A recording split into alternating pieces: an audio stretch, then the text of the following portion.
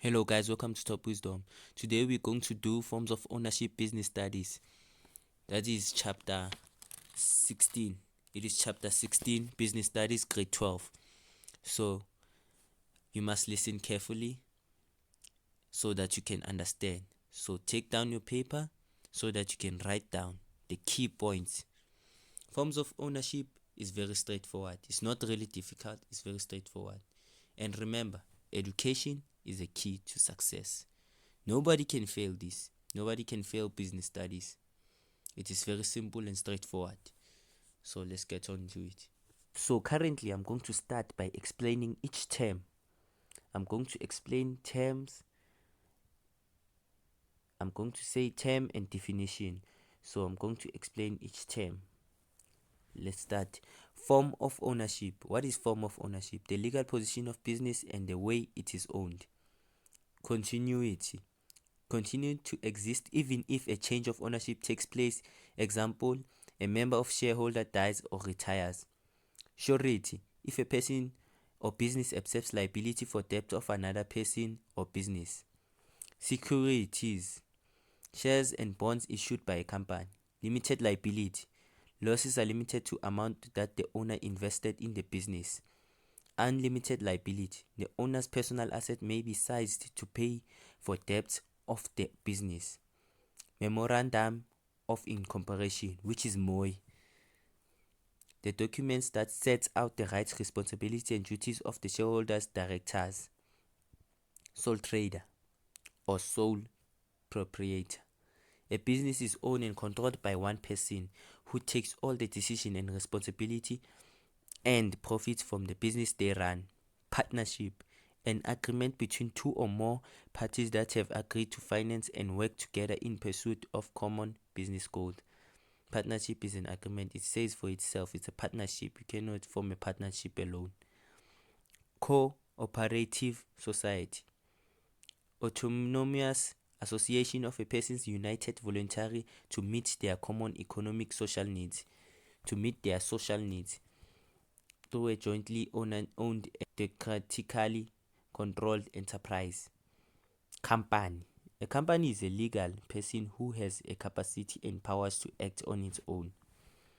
That's a definition of a company according to Oxford Dictionary. Profit companies, a company incorporated for purpose of financial gain for its shareholders. Non-profit company, a non-profit company is an association incorporated not to gain. It's like a governmental company. A public company, a public company is a voluntary association of one or more persons governed by a Company Act 71 of 2008, incorporated in terms of the Memorandum of Incorporation. Private company. A private company is a voluntary association of one or more persons. Personal liability.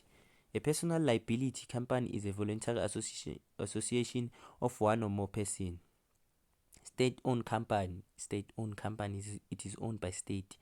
A state-owned company or SOC is a legal entity that is created by the government in order to participate in commercial activity to own its partnership article, a document that contains exhaustive provisions with regards to the matters concerning the business and the partners. Prospectus. Prospectus is a document inviting the public to buy securities. Annual General Meeting, AGM, a meeting held once a year. It is held once a year. Once a year. It is a meeting that is held once a year where shareholders receive a report stating how well the company has done. Directors, people elected to the board of the company by shareholders to represent the shareholders' interest. Audit, process where the organization's accounts are checked to make sure its financial operations are honest. So those are the terms and definition. So we are done with the terms and definition. Now that's where we are starting now. You all know what is forms of ownership. I've explained, I've defined them. So now you know what is that. If you don't know, go back and listen at least 3 times. But now you know it. So now we are beginning on the real business now. We are beginning now. Forms of ownership. The following forms of ownership will be dealt with in detail in this chapter. These are the following forms of ownership. Sole trader, which I've explained that there is one person who is the owner. Partnership, which I said you cannot form a partnership alone. You need a partner. So a partnership has to have another person. Close corporation, private company, which is done by individual who decides to do a company. It's a private company. Personal liability company, public company, state-owned company, which may be owned by the government. Cooperative. So that's it. So now we are starting with number 1. Meaning of liability. Meaning of limited liability and unlimited liability. Meaning of limited liability. You're going to start there. Limited liability. This is when a shareholder are only liable for the amount that they invested in the company. The shareholders are only liable. So the shareholders are only responsible for the amount that they invested in the company. What is liability? I can explain it like this, because when you're an accounting learner, I'm sure you know this. But if I'm going to put this on easy terms. Liability is when money is going out. It is when money is going out. When you're paying rent, money is going out. It is when money is going out. That's liability. So limited liability, limited is something that is limited. It's limited. It has a limit where it stops. So this is when limited liability, it is when shareholders are only liable for the amount that they invested. They are only liable for the amount that they invested. That's the meaning of limited liability. That is the meaning. Or another meaning is that this is when the owners are personally responsible, as I've said, for all the debts of the business. As I said, that liability is money going out. So if you want to put it on easy English, you can use that. You can use it as a debt. Characteristics of each form of ownership. Going to start with the sole trader. Definition. What is a sole trader? So, a sole trader is a business that is owned and managed by one person. As I've said, it is managed by one person. Only one person manages that business. It's only one person that manages that business. There are people who prefer to manage the business alone, which would make things harder. When you manage the business alone, that means there are less ideas that are coming. So two people is better than one person. I can put it that way. But a sole trader, as I've said, it is managed by one person. Characteristics of a sole proprietor or sole trade. Owner can sell the business to anyone at any time. Whenever an owner wants to sell the business, he can take the decision. He's the only one who manages the business, so he can take the decision. He doesn't need to call someone and discuss with him or her. He just takes the decision if he wants, because it's his business. There are no legal requirements regarding the name of the business. Simply means the owner is the one that determines the name of the business. It is easy to establish as there are no legal formalities in forming the business. So it is easy to establish. Sole traders are not compelled by the law to audit financial statements. That means they are not compelled by the law to audit financial statements. If you're an accounting learner, you know financial statements where you keep onto account all the accounts, the debts and everything there. The owner has a personal interest in the management and the service that is rendered.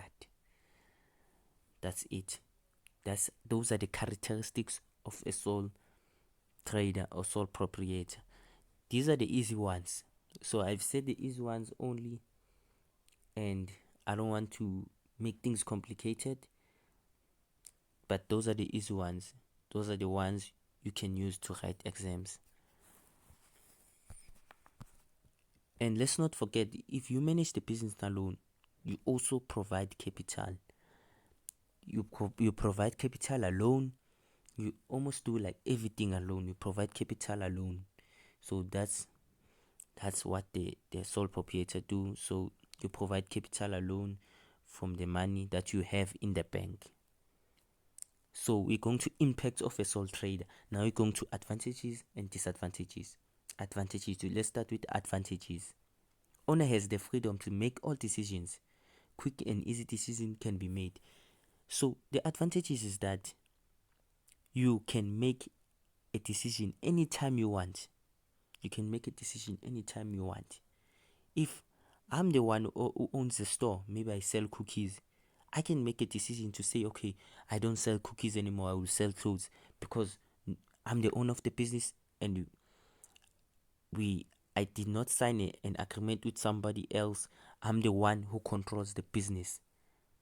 So I can take a decision anytime and quick. Requires a little capital to start. It requires a little capital. Most of the businesses that is owned by one person require a little capital to start. That simply means it's simple like a small business. Most of the big businesses, like big companies like Samsung, Apple, they are owned by multiple people. As you know that they are CEOs, they are owned by multiple people. There are many managers there, not like many, but there are many managers. So you cannot run a big company alone. It is not possible. All profits belong to the owner. All profits go to the owner because you're the one who manages the company. Simple management structure. So it is simple management structure, no legal processes and requirements. So now we are going to disadvantages. These are the disadvantages.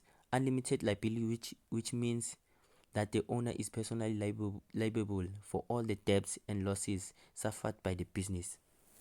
I've said about liability. I said liability is when money is going out. I've explained there.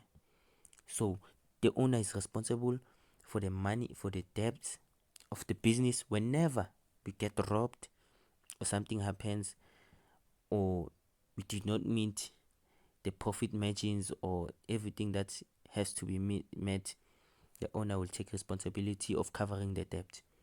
The owner is responsible for providing all the capital needed, which may be difficult to raise a big amount. As I've said on characteristics, that the owner is the one that issue out the capital. So that will be more difficult to issue a capital alone. Imagine starting a business using 100,000 alone. So it's more difficult when you don't have that amount. Growth of the business can be restricted due to lack of capital. Growth of the business can be restricted due to lack of capital. This says for itself. Not a legal entity and no continuity. Difficult to attract highly skilled and knowledgeable employees. When you form a small business, and there are no contracts involved, everything that's like, it's not even registered. Even though it's registered, it's not even that big. It will be very difficult to attract skilled employees, highly skilled employees, because many highly skilled employees, even though you can attract them, they earn a lot of money, like accountants, so they will require a lot of money. How would you pay that with a small business? How would you pay 50,000 a month with a small business? You won't. 3. Partnership. I've already explained the definition of partnership, so I won't explain it again. I'm just going to say this. Partnership has 2 or more partners who own the business. So now we are going to characteristics of partnership. Partners combine capital and may also borrow capital from financial institutions, by the way. So when partners combine capital, they combine capital not like a sole trader. A sole trader issues at capital alone, but because now we are partners, we might combine capital, which may be easy. We just issue half, then we pay and we make our businesses. Profits is shared according to the partnership agreement. Profits is shared 50-50. Partners share responsibilities and they are all involved in decision making. That simply means here you can't take a decision alone. No legal requirements regarding the name of the business. No formalities to start, or only a written partnership agreement is required. Partners has no legal personality and therefore no continuity. Auditing financial statement is optional. So that's one of the things that fall under partnership. That is one of the things you should know, which are a lot easier. So now we are going to the advantages and disadvantages of the partnership. So we are going to start with advantages. The partners are able to put their knowledge and skills together to collectively make the best decision. As I've said, two people is better than one person. I've already said that because ideas come faster. The workload and responsibility is shared between partners. That simply means whenever there's a problem in the business, both of us contribute. Partners are able to share resources. Partners are only required to pay tax in their personal and individual capacity. The partners have a personal interest in the business. So you cannot form a business that you are not interested in. So they have a personal interest in the business. They know how to lead the business to the right path. Those are partners. We are going to disadvantages now. Disadvantages. A partnership has unlimited liability, which means that partners risk losing their personal possession. So this is it. Unlimited liability. I've said when I explain limited liability that it is limited debt.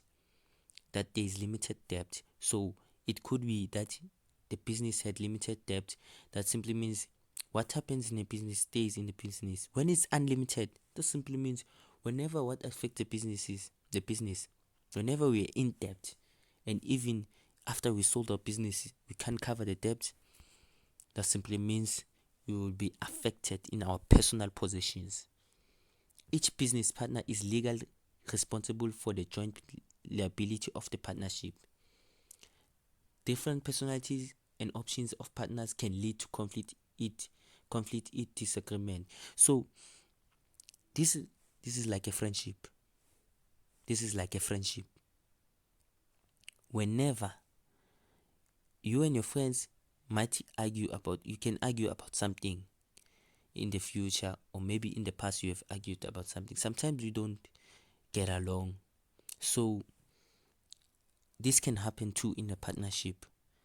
It happens that I say let's do it like this, and the partner says let's do it like this, and I say this is not right, it won't help us, let's do it like this. Then we start an argument or a conflict. A conflict is when two or more people have a disagreement. Partners might not all contribute equally. That's a disadvantage. There can be a lack of capital and cash flow. That's a disadvantage. So now we are going to close cooperation. I'm going straight to characteristics of close cooperation. Can have a minimum of 1 or maximum of 10 members who share a common goal. So I want you to write this down about close cooperation. I'm trying to make this easier for you. Even if you are a slow learner, you can pass this. Even if you are a slow learner, but you just need to learn this and write the key points. Just remember the key points. So in close cooperation, 1 is minimum, 10 is maximum. Just write it like that way. So I'm gonna repeat the statement again. Can have a maximum of 1 or a minimum of 1 and maximum of 10 members who share common goal. 1 is minimum and maximum is 10.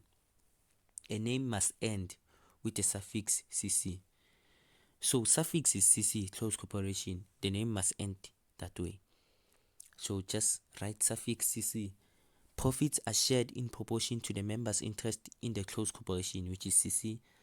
A close cooperation has its own legal personality and therefore has unlimited continuity. Each member makes a contribution of some asset service towards the corporation. So that's it. That's what you need to know about close corporation. And by the way, auditing of books is optional, as members only need an accounting officer to check the financial records. Impact of close corporation: positive, or let me say advantages and disadvantages. I'm going to start with advantages again. There are a few requirements. For example, auditing of financial statements and annual general meetings. I've explained annual general meetings in the terms and definitions. You know them now. A closed corporation is a legal entity and has continuity of existence. Can be converted to a private company, and members may become shareholders. So a closed corporation can be converted to a private company. Members have a limited liability.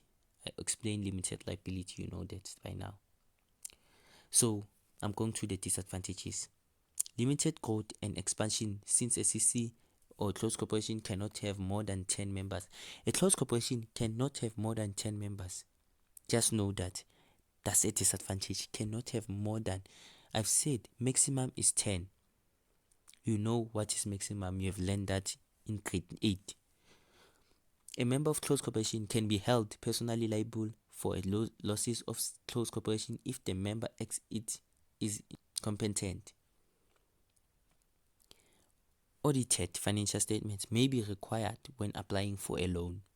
A closed corporation is taxed as if it were a company, which may be higher than a personal tax rate. So the also disadvantage is that it's taxed. So now we are going to a private company. A private company. I don't know, should I take my time and explain this again? A private company. I'm going to say the definition because many forget. The private company can be formed by an owner called a shareholder. A private company can be formed by an owner called a shareholder. Can be formed by a shareholder. You can put that on simple terms. Characteristics of a private company. It needs a minimum of one shareholder, and there is no limit on the number of shareholders. So here, there's no limit. It's not like a closed corporation. Closed corporation, remember, the maximum was 10. The maximum was 10. Here, there's no limit on the private company. There's no limit. Requires one or more directors and one or more shareholders. Raises capital by issuing shares to its shareholders. The company name ends with letter Pty Ltd. Investors put capital in to earn profit from shareholders. So it raises profit by issuing shares. I know if you are an investor now, or you know people who are investors, they've recently bought shares, and that's how the company makes money. That's how it raises capital. It just issues out shares and people buy. It is determined by the law of supply and demand, by the way. So now we are going to the impact of private company. Going to the advantages. Shareholders can vote for or appoint the most capable director to manage their company. So as I've said, shareholders can vote or appoint the most capable director to manage their company. That's an advantage because shareholders now can take decisions. A company has continuity of existence. Owner legal identity and shareholders have no direct legal implications or limited liability. Managed by at least one competent, highly skilled director.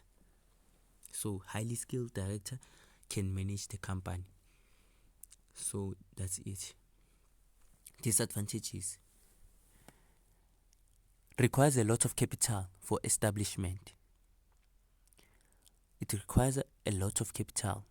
A private company requires a lot of capital. You have seen many private companies, they require a lot of capital. Large management restructures can result in decision making taking time. So It's a large management. As I've said that in sole proprietor, I've said it is easier to take decisions because you're the only one who manages the company, so you can make decisions anytime you want. But here, because there are a lot of management, you must negotiate with other people in order to take a decision. The private company is not allowed to sell shares to the public. Directors may sometimes act in their own interest, not in the company's best interest.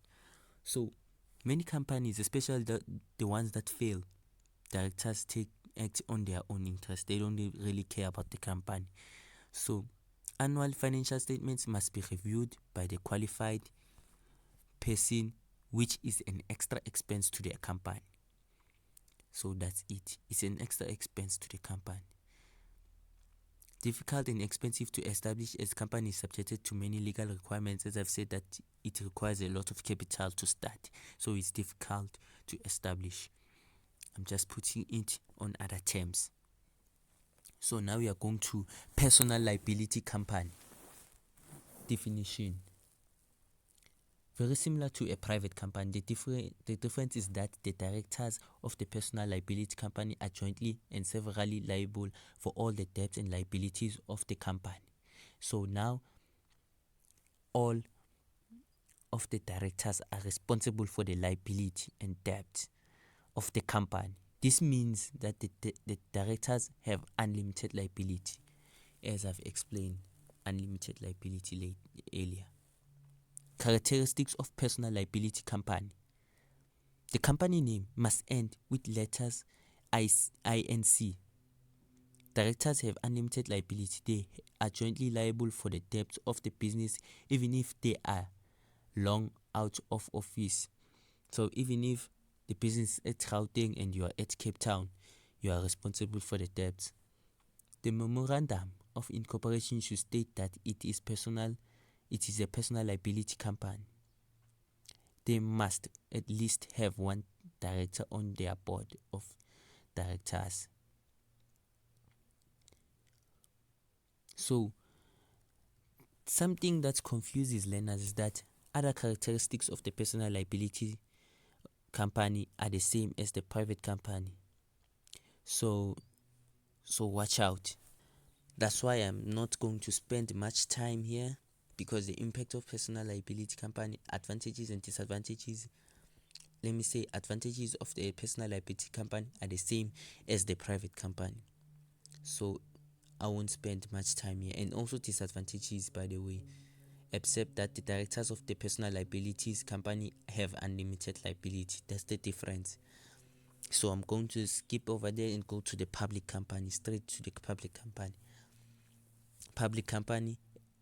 A public company is a company that is registered to offer its stock and shares to the general public. This is mostly done through the Johannesburg Securities Stock Exchange, JSE. So that's a public company registered to offer its stock to the shares to the general public. That's a public company. Now we are going to explain the characteristics of the public company. I'm going to explain those that fall under that.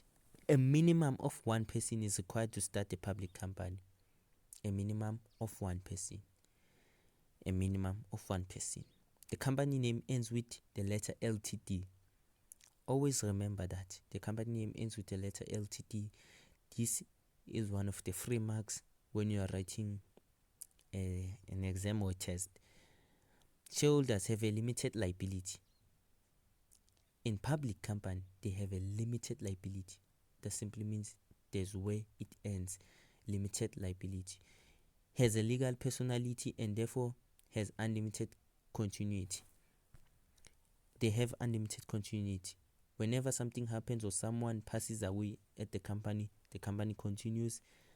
They have unlimited continuity. Requires 3 or more directors and 3 or more shareholders. Profits are shared in form of dividends in proportion to the share held. So profits are shared according to how many shares you have in the company. It depends on that. A prospectus is issued to the public to raise capital. That's it about the public company. It is easy to remember. Just write those key points down and you will remember. Just write that ends with LTD shareholders have limited liability and legal personality have unlimited continuity. You can write unlimited continuity. You can just write ends with LTD, limited liability and unlimited continuity, and more shareholders requires more shareholders. That's one thing. Those are things you need to remember. And also another easy one is that the public is required to hold an AGM, annual general meeting. That simply means there are annual general meetings required. So now we are going to the advantages. The business has. By the way, we are at the impact of public company. Advantages: the business has its own legal identity and can own assets. Own legal identity. So that's an advantage. Easy to raise funds for growth through the sales of shares. So they can raise funds because they can just issue shares to the public. It's very easy. Shareholders have a limited liability for the debt of the company. Shareholders may only lose the amount which they invested. That simply means shareholders may lose the amount they invested, not their personal money and other personal assets. Managed by at least one competent, highly skilled director. Again, managed by the highly skilled director. The management of the company can improve since directors are accountable to shareholders. Shareholders can sell or transfer their shares freely. So that's it. Disadvantage: must disclose all financial information which can be used by its competitors. So when you disclose all financial information, we can see where you are benefiting. As a competitors, we can see, okay, you are benefiting on this specific place. That simply means that's our target. We can just duplicate what you are doing, and we can just make the competition more harder. Large amount of funds are spent on financial audit. Directors may not be motivated to work very hard because shareholders decide on the director's remuneration. Directors may not have a direct interest in the company, which can hamper growth and profit maximization. Directors' fees increase the company's expense, which reduces net profit. A full report must be submitted to the major shareholders each year. So that's also a disadvantage. Larger management structure can result in decision making taking time. As I've explained this multiple times. I'm sure it's about 3 times I explained this. So now we are going to the state-owned company definition. A state-owned company has the government as its major shareholders and falls under this Department of Public Enterprise. So you can, whenever we talk about a state-owned company, just think of the government. It is owned by the government. Just say that. So we are going to the characteristics of the state-owned company. The name ends with the letter SOC. SOC is listed as a public company. It is owned by the government and operated for profit. Requires 3 or more directors and 1 or more shareholders. Register with the registrar of companies by drawing up memorandum of incorporation. Those are the characteristics. Now we are going to the important things now. Impact of state-owned companies. Advantages and disadvantages. We're going to start with advantages. So I'm going to make things easier. Currently, I'm going to explain the easier ones, the most important one, the easier ones, the ones that are easy to understand. Profits may be used to finance other state departments. So profits may be used to finance other state departments. That simply means if one of our business makes a profit, we can finance other businesses that didn't make a profit to be in a stable condition. Offer essential services which may not be offered by a private sector. Prices are kept reasonable and create sound competition with the private sector to make service affordable to more citizens. Wasteful duplication of service is eliminated. So there's no duplication of service. Planning can be coordinated through central control. Disadvantages. Now we're going to disadvantages. May result to poor management, as government is not always as efficient as the private sector. I don't really need to explain this because you see this on real life. That most of the time, private sectors, the private companies, and the public companies, the state-owned companies that are owned by the government differ. There's a lot of difference here. In private, there's like top management, and in most of the state-owned companies, there's poor management. You are seeing that everywhere. Inefficiency due to the size of the company, of the size of the business, by the way. Inefficiency due to the size of the business. Often rely on the government subsidies, which may not cover all companies' expenses. So they rely more on the government subsidies. So economic learners know what are subsidies. They rely more on the government subsidies, which may not cover all the company's expenses. The subsidies, the government got them from taxes, by the way. If I'm going to explain this in simple terms, they got them from taxes. A lack of incentives for employees to perform if there is no absence of the other motivator, such as productivity bonuses. Government can lose money through the businesses. So now I have explained everything. Currently I've explained everything. So I'm just going to stick here and explain the difference between the private and public company, which is what can be asked in the exam. So this can appear on the exam, so that's why I want to focus more and explain the difference between those two, even though I've explained them here. If you don't get it, I can just explain the difference. And this is this is the difference. I'm going to say private company. Private company may not offer shares to the general public, and public company trades its shares publicly on the Johannesburg Security Exchange. So private company, they don't offer shares to the public, and public company, they trade shares publicly. So another difference is that shares on the private company are not freely transferable. Shares on the public company are freely transferable. Minimum of 1 director on the private company, and on the public there's minimum of 3 directors. Private is 1, public is 3. Name must end with proprietary limited, which is PTY or LTD, PTY LTD. So that's a private company. The name must end with the PTY LTD. But on a public company, the name must end with LTD only. LTD only.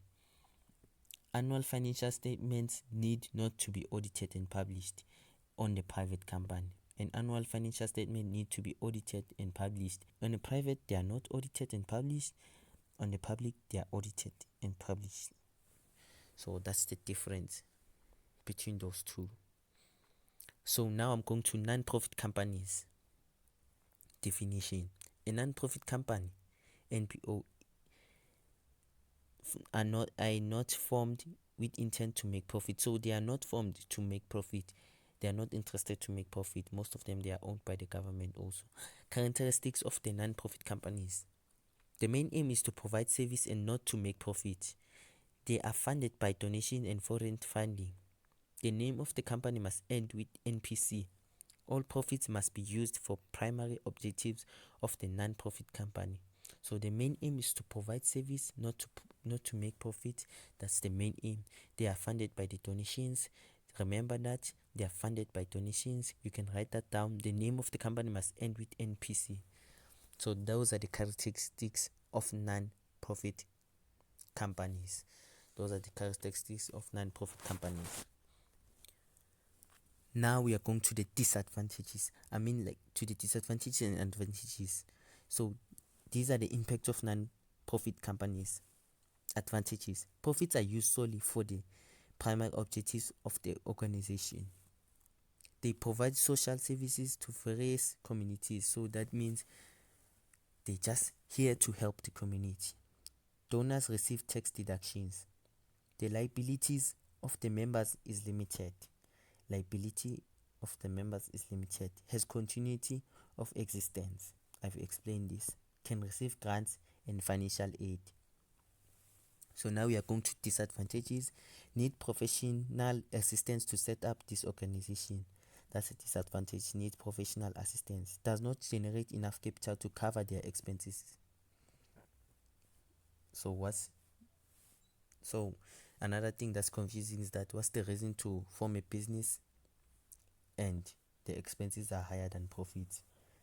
So that's why it's a non-profit organization. Donations may not always be enough. Assets are not distributed to members upon closing down. Creating a non-profit company takes time. That's also a disadvantage. Cooperatives. So now we are going to number 12, which is cooperatives. Then what is the definition of cooperative? Cooperative is a traditional way of a group of interested parties getting together and sharing resources or infrastructures and costs to achieve a better outcome. It is a group, interested parties getting together and sharing resources. So we are going to the characteristics of cooperatives. A minimum of 5 members is required to start a cooperative. Just 5 members is required. 5 members, only 5 members is required to start a cooperative. The word cooperative limited must appear at the end of its name. They are motivated by service rather than profit. They are motivated by service rather than profit. So you can write just down service rather than profit. They are managed by a minimum of 3 directors. So there is 3 directors managing. Decisions are taken democratically. Members own and run the business together and share equal in its profits. So let's go to the impact of cooperatives. Advantages. Access to resources, funding. Those are the advantages. Going to start by advantages. Access to resources and funding. Decision making is by a group. That simply means ideas come faster because we are a group. As I've said, 2 is better than 1. Each member has an equal share in the business. A cooperative can appoint its own management. Members have limited liability, as that's an advantage most of the time in the business. Limited liability, it's always in the advantages most of the businesses. The decisions are democratic and fair. They are fair. Decisions are fair. Members are motivated because they are working for themselves.